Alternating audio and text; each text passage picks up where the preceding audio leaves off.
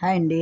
మనము రీయూజ్ చేసే ప్లాస్టిక్ని ఎలా వాడుకోవాలో మిల్క్ క్యాన్ తోటి, ఆయిల్ క్యాన్స్ తోటి ఇలాగా ఫ్లవర్ వేజులు కానీ, ఫేస్ బాస్కెట్లు కానీ మొక్కలు పెట్టుకోవడానికి, అలాగే మనము ఆర్ట్ కింద చేసుకోవడానికి కూడా యూజ్ చేసుకోవచ్చు. ఈ ప్లాస్టిక్ బాటిల్తో నేను టుడే వచ్చి మిల్క్ క్యాన్తో కానీ, ఆయిల్ క్యాన్తో కానీ గణేష్ని ఎలా తయారు చేయాలో చూపిస్తున్నాను.